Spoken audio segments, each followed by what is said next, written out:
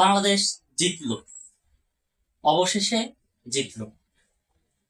কিভাবে জিতেছি সেটা আমিও দেখেছি, আপনারাও দেখেছেন। শেষের দিকে যে জুটিটি শ্রীলঙ্কা করে ফেলেছিল, মোস্তাফিজ যদি উইকেটটি না নিত তাহলে হয়তো আজকেও বাংলাদেশ হেরে যেত। তানভীর ইসলামের যে ফাইফার, গুরুত্বপূর্ণ 5টি উইকেট নিয়েছিলেন তানভীর ইসলাম। কিন্তু ম্যাচের টার্নিং পয়েন্ট হলো মোস্তাফিজ প্রথম বলে 6 খাওয়ার পর দ্বিতীয় বলে যখন উইকেটটি নিয়ে নেয়, ম্যাচটি তখনই বাংলাদেশ হাতে নিয়ে আসে। আজকের বিষয় হলো বাংলাদেশের ব্যাটিং ব্যর্থতা। আজকেও কিন্তু বাংলাদেশের সেই ব্যাটিং ব্যর্থতা ছিল। বাংলাদেশ কি কখনো শুধরাবে না? প্রতিবারে বাংলাদেশ ম্যাচ জিততে জিততে হারা, সে অভ্যাসটি কি বাংলাদেশের যাবে না?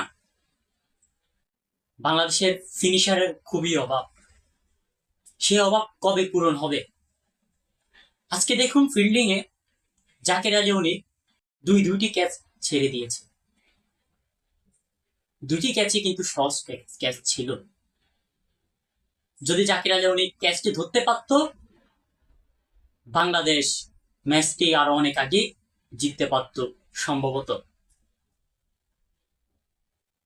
8 জুলাই 3টের সময় বাংলাদেশ শ্রীলঙ্কা ফাইনাল ম্যাচ, 3য় নাম্বার ওডিআই ম্যাচ। সেই ম্যাচটি জিতলে বাংলাদেশ সিরিজটি জিতবে।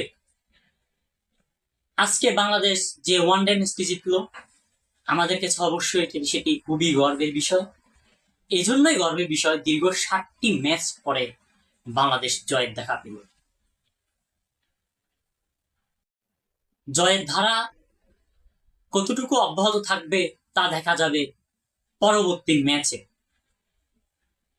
তানজিদ হাসান সাকিব সে যেভাবে 6 খাচ্ছিল, 4 খাচ্ছিল,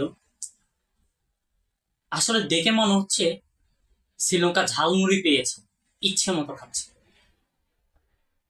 তানজিদ হাসান সাকিবের বলের লাইন লেন্থ আজকে কোনোটাই ঠিক ছিল না। বিগত প্রথম ওয়ানডে তো তানজিদ হাসান সাকিব প্রচুর মার খেয়েছে, এবং কি পাকিস্তান সিরিজেও তানজিদ হাসান সাকিব অনেক মার খেয়েছে। আজকে বাংলাদেশের একটি ব্যর্থতার বিষয় হলো তাসকিন আহমেদ একাদশে নেই। যদি একাদশে থাকতো তাহলে অবশ্যই বাংলাদেশের বোলিং লাইন আপটা আরেকটু শক্তিশালী হতে পারত। যাক, অবশেষে আমরা জিতলাম, সুন্দরভাবে জিতলাম, বাংলাদেশ জিতলো, 16 কোটি মানুষ জিতলো, বাংলাদেশের মানুষের হৃদয় জিতলো। আজকে ফারগুস হোসেন ইমন দারুণ দুর্দান্ত ভাবে 50 হাঁকিয়েছে, তাহিদ হৃদয় 50 হাঁকিয়েছে। তাহিদ হৃদয়ের যে রান আউটটি ছিল, সেটি ছিল তানজিদ হাসান সাকিবের ভুলের কারণ।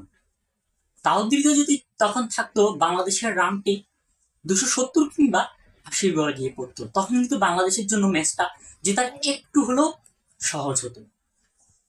আমরা পরবর্তী ম্যাচ দেখার অপেক্ষায় রইলাম।